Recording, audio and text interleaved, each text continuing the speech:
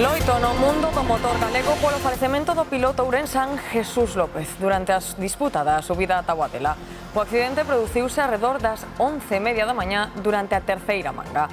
O seu vehículo levou un golpe moi forte e comezou a arder de inmediato, logo de bater contra o muro dunha vivenda. Os bombeiros de San Cibrao das Viñas tiveron que intervir tras o accidente no que 2 espectadores resultaron feridos de gravidade. O ourensán era un dos pilotos máis coñecidos e queridos do motor galego. A Federación Galega de Automobilismo comunicou de inmediato a suspensión da competición.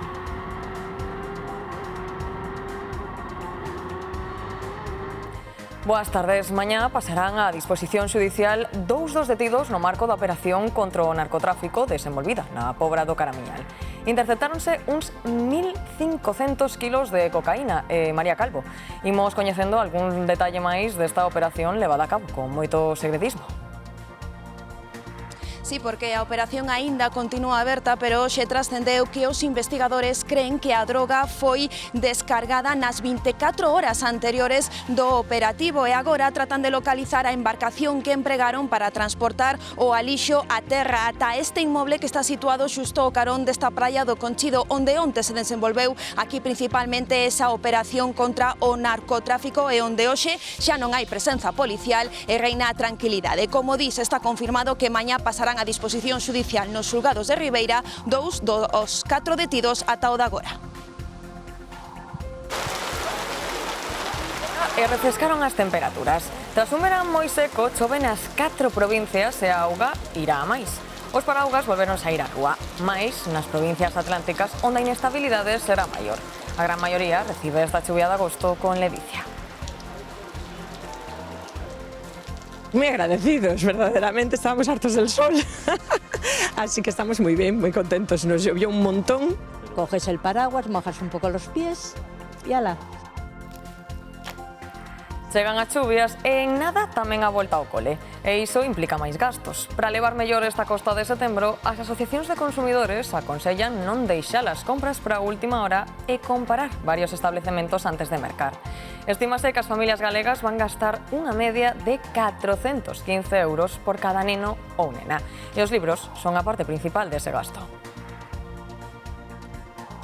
Sempre hai unha pequeniña subida, non? Creo que o ano pasado foi unha subida un pouco máis importante, quizáis o mellor entre 1 euro, 3 euros, logo tamén influe a materia. Las cosas están máis difíciles e tal, pero nós tamén collemos os bonos da Xunta, entón eso axuda un pouquiño.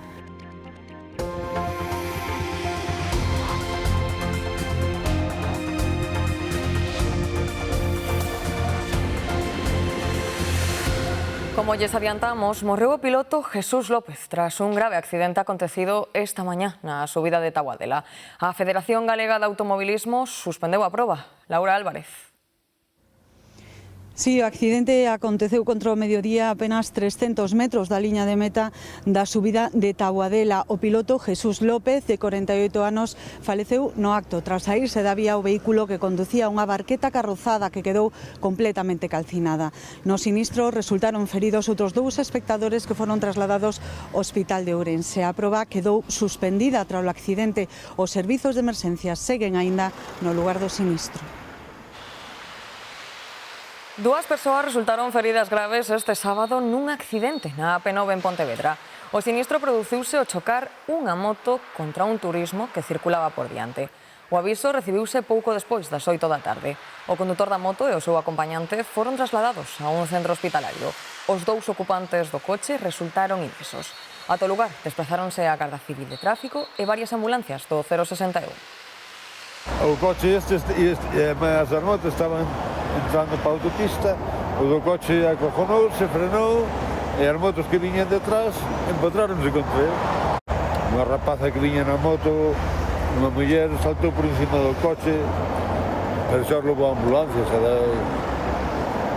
xa levou a ambulancia aos 2. E a droga aprendida na Pobra do Caramiñal onte á tarde. Así, a través dunha cadea humana, os axentes sacaban os fardos de cocaína agochados horas antes nun alpendre do Conchido. Trascendeu que puideron incautarse duns 1.500 kilos de cocaína. Todo apunta a que a droga fora descargada só unhas horas antes da chegada dos axentes. Mañá pasan a disposición xudicial 2 dos 4 detidos. María Calvo. Sí, así o confirmaron dende o Tribunal Superior de Xustiza de Galicia. Mañá, luns, terán que comparecer ante o xuiz nos xulgados de Ribeira 2 dos 4 detidos ata o de agora nesta operación que aínda continúa aberta. Tras un operativo policial que tivo lugar onte nesta zona da Ribeiriña, concretamente aquí xunto á praia do Conchido, xa moi preto do concello veciño de Boiro. Nun inmoble que está situado xusto ao carón do mar, os axentes localizaron ao redor de 1,5 toneladas de cocaína, na que é xa a segunda gran operación contra o narcotráfico na Pobra do Caramiñal en menos dun ano, porque en setembro de 2025 os axentes incautaron máis de 3,5 toneladas de cocaína tras unha descarga na praia de Cabío. Este operativo chega tamén poucos días despois da operación que tivo lugar en Muxía con 26 detidos e 1,5 toneladas de droga incautada. Agora a policía investiga se existe algunha relación entre estas operacións. Xa non enviamos, non? É unha das operacións contra o narcotráfico máis importantes dos últimos tempos na Barbanza e deixa toda agora 4 persoas detidas e a incautación de arredor de 1.500 kilos de cocaína. O operativo comezaba de madrugada e estendeuse durante boa parte da xornada co rexistro dunha vivenda na zona do Conchido, onde localizaron o cargamento. Segundo a investigación, a descarga da droga dende o mar produciríase nas 24 horas anteriores á intervención policial. A droga estaba agochada nunha vivenda situada xusto a carón do mar, un lugar en que era fácil introducila directamente dende a ría. Os investigadores tratan de localizar a embarcación coa que se realizou esa descarga, polo de agora sen éxito, malia que na propiedade sí que atoparon varias planadoras e motores fora borda de gran potencia. Entre os detidos hai polo menos un integrante do clan dos Fanchos que opera na zona da Barbanza e tamén un home de nacionalidade croata, o que indica a participación na rede de integrantes do cártel dos Balcáns, unha alianza que xa se detectara noutra operación antidroga recente. Dirixido por efectivos da Brigada Central de Estupefacientes, o operativo segue aberto polo que non se descartan máis detencións nas próximas horas. E o que comezou como unha protesta veciñal contra a droga na Coruña acabou con graves disturbios. Algúns manifestantes lanzaron pedras á vivenda, que parecía ser un punto de venda de droga, e tamén os seus propietarios. A policía, de feito, tivo que escoltalos. Dende a Asociación Veciñal da Sagrada Familia rexeitan calquera tipo de violencia e fan un chamamento á tranquilidade. A protesta dun grupo de residentes contra este baixo no que, segundo denuncian, levan anos traficando con droga, acabou con incidentes violentos, con lanzamento de pedras e balados de obra contra as ventás do inmoble. Os dous irmáns propietarios do baixo tiveron que fuxir baixo protección policial. Desde a Asociación Veciñal do barrio coruñés da Sagrada Familia rexeitan estes actos de violencia. Nunca podemos estar a favor de actos vandálicos, vale? A violencia non pode entrar en nós, vale? Tamén falo polo ben dos meus veciños, dos que protestaron. Te podes meter en líos, te podes meter en problemas ca justicia que creo que non son necesarios para nadie. Eu creo que para iso, digamos, temos a lei.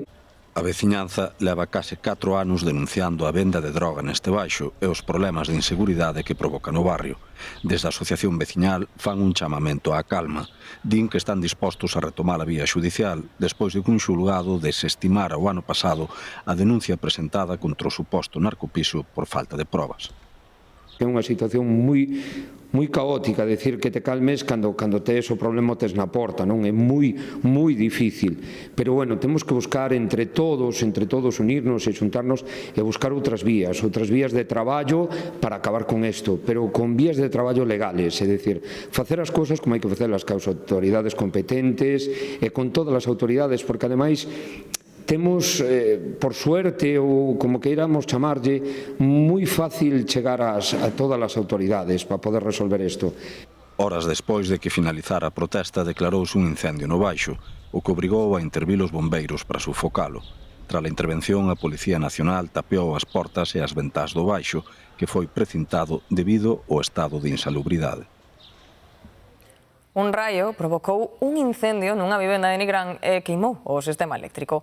A casa destinada a alugueiro estaba baleira, polo que afortunadamente non houbo que lamentar danos persoais.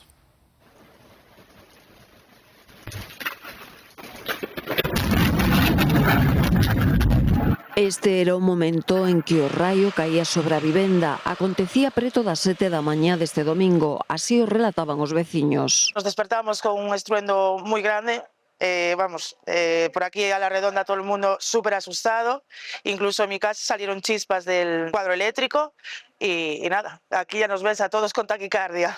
Cayó uno súper, como el trueno fue muy largo, y luego el segundo ya fue como más fuerte y fue cuando salieron las chispas por el cuadro eléctrico. Unha particular informaba ao servizo de emerxencias de que unha vivenda na rúa Navas, en Priegue, Nigrán, estaba a arder por un raio que caera na casa. Ardeu o sistema eléctrico da vivenda e quedou afectada polo fume. Ata o lugar, tras seren avisados polo 112 Galicia, acudiron de inmediato os membros do GES de Valmiñor. Igualmente foron informados os bombeiros de Baixomiño, de Vigo, a Garda Civil e a Policía Local. Nada, hemos escuchado hoy unos truenos y cuando yo ya me he despertado me han dicho que había fuego en la casa de al lado y al asomarnos había una ventanita chiquitina y salían llamas. Primero fue como un rayo y ya nos despertamos y luego hubo otro segundo y ya subimos y vimos que cuando yo me asomé en la terraza donde estaba la familia vi que había humo en la casa de al lado y llamamos. Y olía muchísimo a quemado, entonces bueno, nos acercamos para ver si hacía falta ayudar. A veciñanza asegurou que se trataba dunha casa de alugueiro e que estaba baleira. Non houbo que lamentar feridos, só houbo danos materiais. Viaxar en tren estes días dende Galicia é unha misión moi complicada pola falta de prazas. En lugares como Vigo é casi imposible coller un billete de media distancia tanto nesta como na próxima fin de semana. Xoan Pereira. Si non hai xa ningunha praza disponible nos trens AVE ou ABLO que parten desde esta estación de Urzáiz en Vigo cara a Madrid ou Barcelona. Non se atopan billetes xa para esta fin de semana nin para a seguinte, 29 e 30 de agosto. Só quedaría algunha para persoas con mobilidade reducida e queda algo tamén en opcións premium que ou en horarios de madrugada. Nestes dous casos habería que pagar un prezo aínda máis elevado, uns 150 euros para ir á cidade condal, por exemplo. O motivo é a elevada demanda que se concentrou nesta segunda quincena do mes de agosto entre os que inician e os que rematan as súas vacacións. A alternativa do avión ou autobús resultan ou moi cara nun caso ou moito tempo de viaxe no outro. Pero os pasaxeiros atoparon esta mañá outra dificultade nesta estación de Vigo. A treboada provocou a caída de tensión no centro comercial Vialia e deixou temporalmente inoperativo o sistema de venda de billetes de Renfe. Así que os pasaxeiros tiveron que desplazarse ou a guixar ou sacar billete a través da web ou da aplicación. Me dijeron que se había caído el sistema. Y bueno, yo quiero viajar a Coruña porque viajaba el miércoles, pero quiero si me lo pueden cambiar.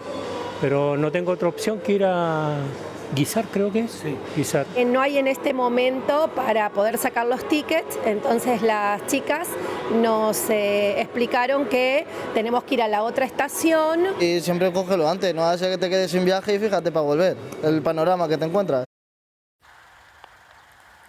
E ollo, se teñen previsto circular pola autovía Santiago a Estrada. As obras de mellora na vía que atravesa Pontevea obrigarán a pechar o tráfico o último treito durante case 12 horas. Entre as 8 da tarde do luns e as 7 da mañá do martes, os condutores que circulen por ela deberán saír na Ramallosa e seguir a ruta sinalizada para evitar as obras. Non fallaron as previsións meteorolóxicas e as chuvias xa están aquí. Tras un verán moi seco, chove nas 4 provincias e a auga irá a máis. Co paso das horas aumentarán as nubes e agárdanse máis precipitacións. Dicimos adeus a calor, baixaron os termómetros e xa podemos falar dunha fronte que trae treboadas e chubascos. Iso sí, nas provincias atlánticas están a notar máis a inestabilidade.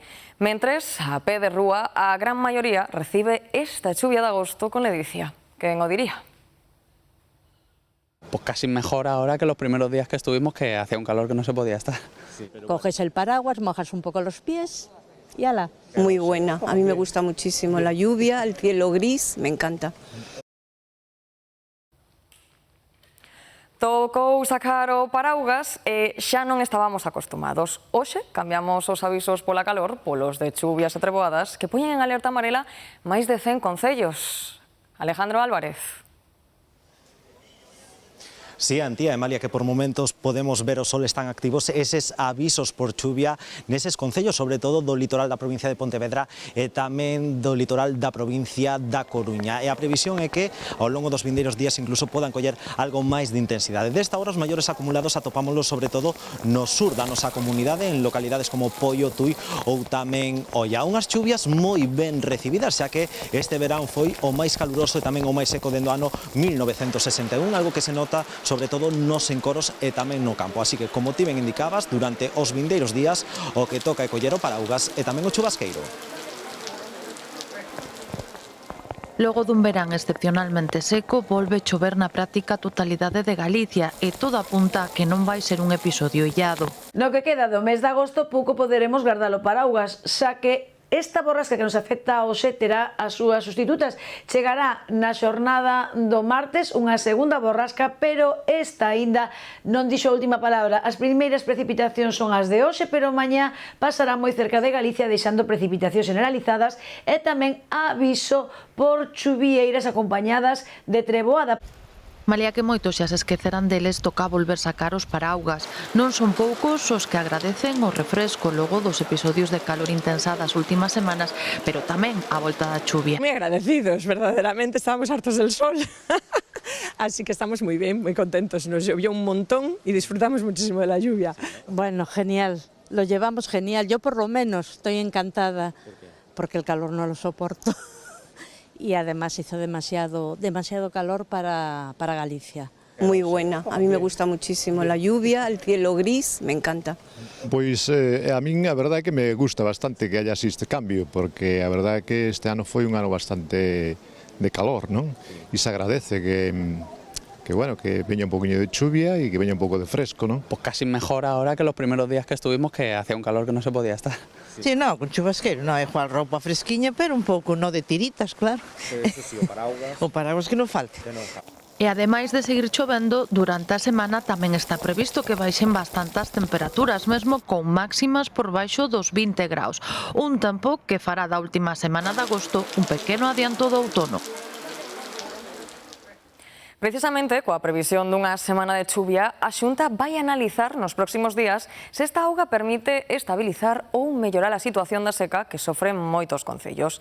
Neste momento hai 32 en estado de alerta. O de Carballo é un deles debido á escaseza na bacía do río Anllóns.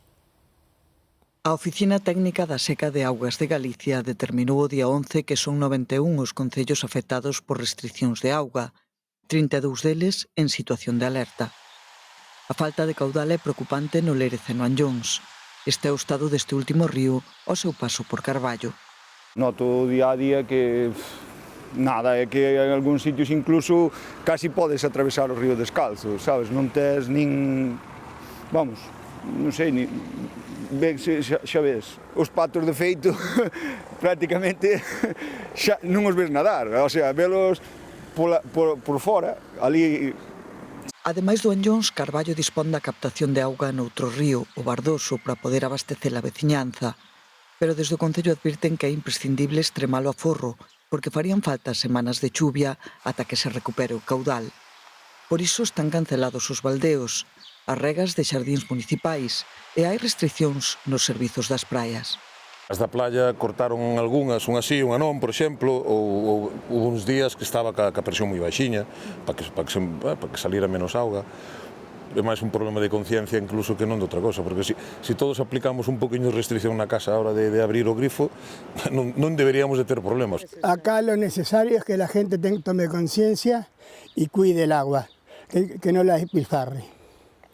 Porque eso porque hace calor bañarse 20 veces al día, no. O Concello xa estuda novos sistemas de captación de augas subterráneas ante unha seca que vai en aumento cada verán e un consumo que tamén sobe nestas datas, fundamentalmente na zona costeira. Galicia, especialmente as Rías Baixas, son o destino turístico preferido para moitos veciños portugueses. De feito, representan entre o 20 e o 30% dos que nos visitan no mes de agosto. Sim, aumento eventual de turistas portugueses aqui, sim, tem. Mesmo aí nesta praceta que está ao lado, já soube mais pela noite a falar muito português, e nos bares. Os propios turistas portugueses constatan unha maior presenza dos seus compatriotas nas Rías Baixas durante o verán, un destino vacacional escollido polos nosos veciños do sur, que son maioría entre os visitantes estranxeiros. En julio cerrouse o mellor con 10% de cliente portugués e ahora agosto creo que se vai cerrar sobre un 20%, o sea que nese mes hubo incremento e diría que ao largo dos últimos anos tamén hai un pequeno incremento, non é moi alto, pero mellor un 2-3% anual sí que se nota. Malia que Portugal ten tamén boas praias e unha excelente gastronomía, son moitos os que se senten atraídos pola costa galega, a súa paisaxe, o clima e tamén a boa comida. Soy de aquí cerca, de Viana do Castelo, norte de Portugal, pero la zona es muy bonita, la comida es muy buena, el marisco es delicioso. Penso que é eso que nos motiva a vir acá. As praias aqui acho que são mais calmas e o mar também é mais calmo, o tempo está sempre bom e por acaso gosto muito disto. A proximidade e a confianza son factores que tamén pesan na escolla. De feito, unha boa parte dos turistas portugueses repite ano tras ano. É mais perto, sim. Também este hotel foi-nos recomendado aqui nesta zona de Sanxenxo e da Galiza. E pronto, e já há muitos anos que vimos para cá mesmo, por volta de 15 anos. E para algúns é como estar no seu propio país. Praticamente todos os anos, no enero de agosto, quando venho aqui, praticamente me sinto em casa, sim. Quedan algo máis de 2 semanas para que comecen as clases. Moitas familias están xa coas compras. Este ano, cada familia galega gastará de media 415 euros por fillo, só en libros e material escolar. Uns 80 euros máis que hai 4 anos. Con estes prezos hai que pensar como aforrar. Iria Soengas. Si cada familia galega gastará unha media duns 415 euros por neno entre libros de texto e material escolar, e un 2,6% máis co ano pasado. Entre os consellos que dan os expertos para aforrar nesta volta ao cole está revisar o material do ano anterior para ver que cousas se poden reutilizar, planificar as compras e facer seguimento das ofertas ou mesmo mercar produtos de segunda man ou acudir a plataformas de intercambio de material. Tamén é importante adiantar as compras na medida do posible para atopar as mellores ofertas. O 9 de setembro arrinca o curso escolar e son moitas as familias que estes días afrontan xa os gastos da volta ao cole. Van gastar unha media duns 415 euros por neno, un desembolso do que a parte máis importante e ineludible son os libros de texto. A ver, sempre hai unha pequeniña subida, non? Creo que o ano pasado foi unha subida un pouco máis importante, quizáis o mellor entre 1 euro, 3 euros, logo tamén influe a materia. Os cursos, por exemplo, os da ESO son máis caros, quero dicir, influen a veces moitos factores.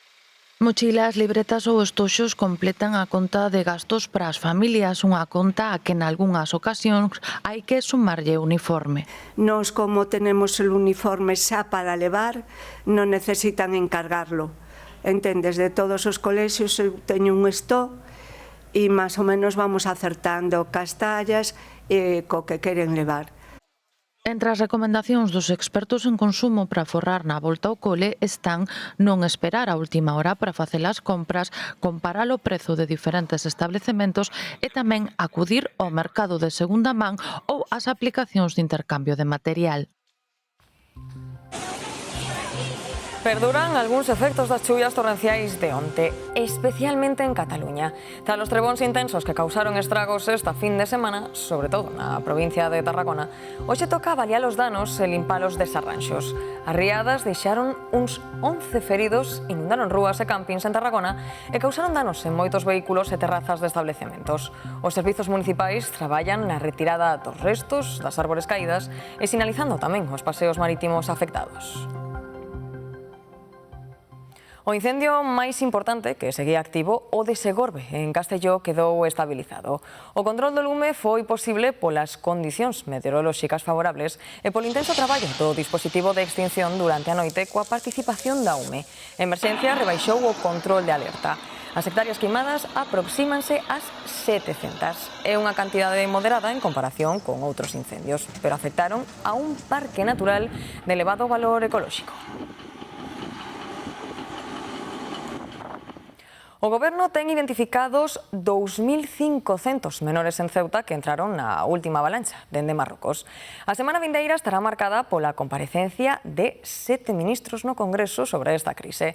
Mentres, o líder do PP, Núñez Feijóo, propón un confinamento tras entrevistarse con autoridades sanitarias da cidade autónoma. O Ministerio do Interior ten identificados uns 2.500 menores de idade en Ceuta que entraron de forma irregular e a semana vindeira tentará negociar coas comunidades autónomas a súa recolocación. Así o recoñece hoxe nunha entrevista en El País a ministra de Seguridade Social e Migracións, Elma Saiz. Con esta crise de fondo, o Goberno dará explicacións a través das comparecencias de 7 ministros no Congreso ata o 31 deste mes. A primeira en acudir á Cámara será a titular de Defensa, Margarita Robles. Previsiblemente o mércores o PP forzará unha votación para que compareza Pedro Sánchez nun pleno extraordinario. Outra vertente é o problema sanitario. Os colexios de médicos e de enfermería de Ceuta alertaron do risco de contaxios. Cos presidentes das dúas institucións entrevistouse Feijóo e fai unha proposta. Yo planteo que el gobierno estudie muy bien la posibilidad de decretar el confinamiento por razones de salud pública. Os riscos aos que aluden Feijóo e os representantes sanitarios son o posible contagio de tuberculose e sarna. Por certo, Sanidade convocou de urxencia as comunidades autónomas para unha xuntanza este luns co fin de enviar vacinas a Ceuta. Un terremoto de magnitude 5,9 sacudiu este domingo o leste do Xapón, incluída Tokio, onde deixou polo menos 12 feridos leves e provocou problemas ferroviarios. O tremor, orixinado no sur de Ibaraki, tivo unha profundidade de 68 km e non xerou risco de tsunami. A Axencia Meteorolóxica do Xapón pediu manter a precaución ante a posibilidade dun sismo de intensidade semellante durante a vindeira semana, especialmente nos próximos 2 ou 3 días. E de volta a Galicia, en Viveiro celebran nestes días a Romaría do Naseiro, unha festa tamén coñecida como do Bo Xantar. Familias e amigos trasládanse durante 5 días á beira do río Landro para gozar duns festexos que naceron como unha romaría hai case un século e que dende entón non fixo máis que medrar. O Naseiro é máis que unha romaría.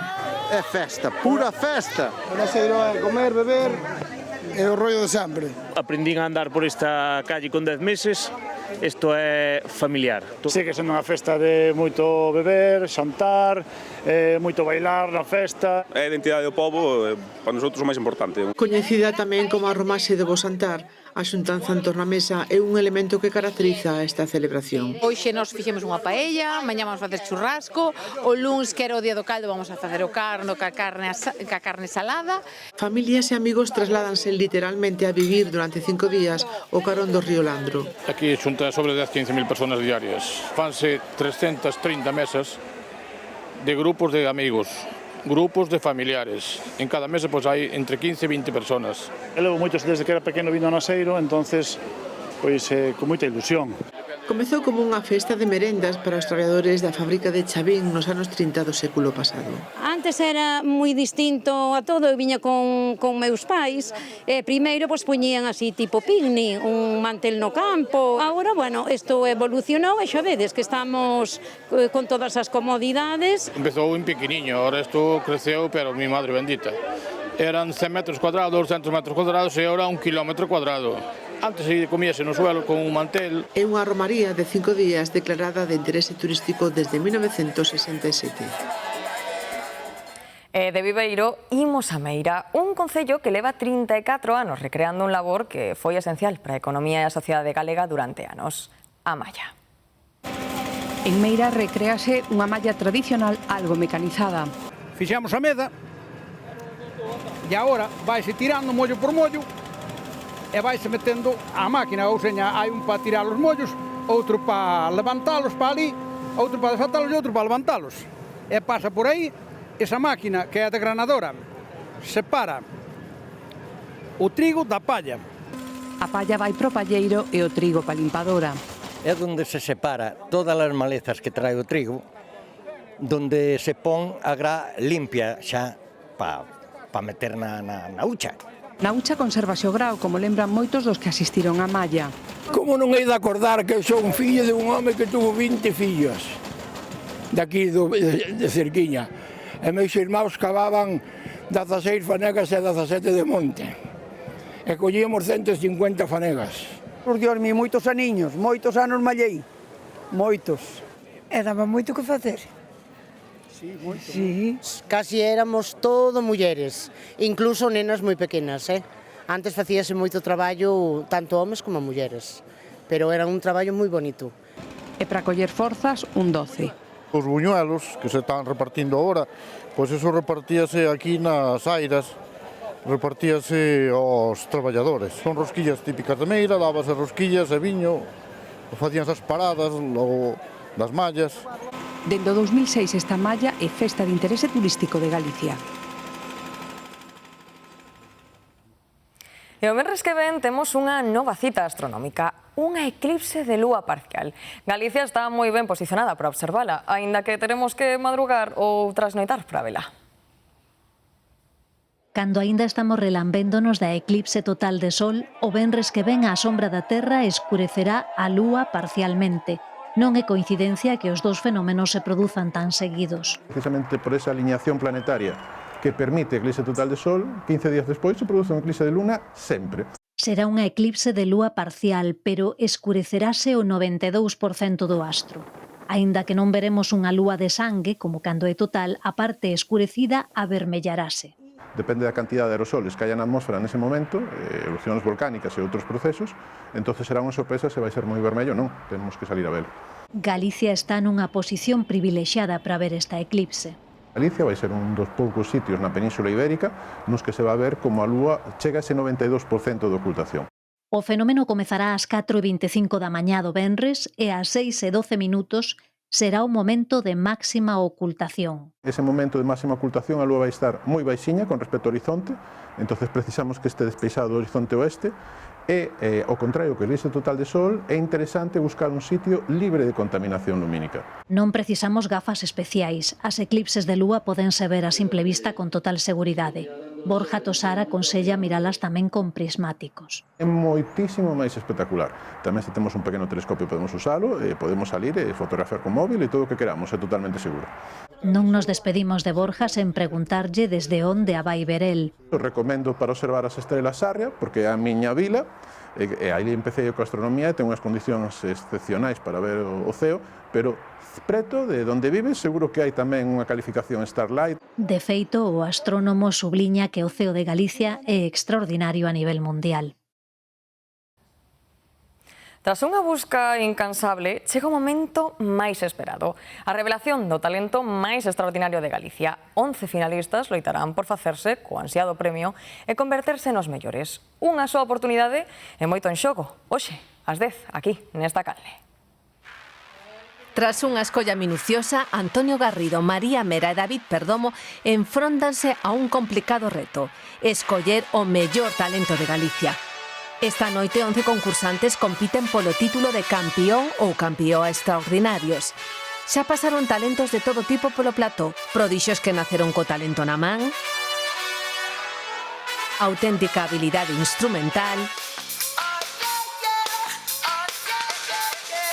voces tan conmovedoras como encantadoras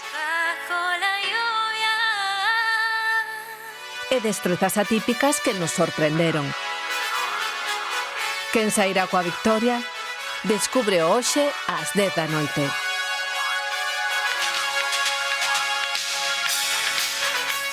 Pois a ver quen gaña. Ben, momento agora para coñecer o que teñen preparado para hoxe os compañeiros de Tarde Piaches. Hola, Isabel. Moi boa tarde, Antía. Pois aquí imos falar das nosas praias.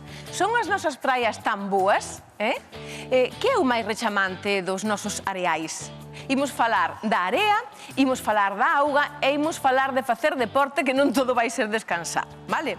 E ademais, imos ter unha entrevista moi interesante a alguén moi querido polo noso público, que é o noso Touri, o noso José Antonio Touriñán, que o fomos visitar a Castelo, o seu lugar favorito do mundo, e tamén temos que dicir que mañá precisamente comezan as festas tan importantes que son o Castelo Conta. Así que todo iso terémolo aquí a partir das 4 ou das 15:35, máis ou menos.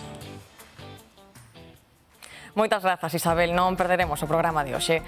Nos marchamos xa, quedan cos deportes e con toda a actualidade do Celta que hai moito que contar. Cristian. Pois sí, Antía, temos todo xa sobre ese primeiro partido do Celta en Liga contra o Valencia, ese empate, e incluso temos un nome que está moi preto de convertirse na próxima fichaxe do Celta. Nos minutiños ampliamos toda esta información e moitas outras nos deportes. Ata agora.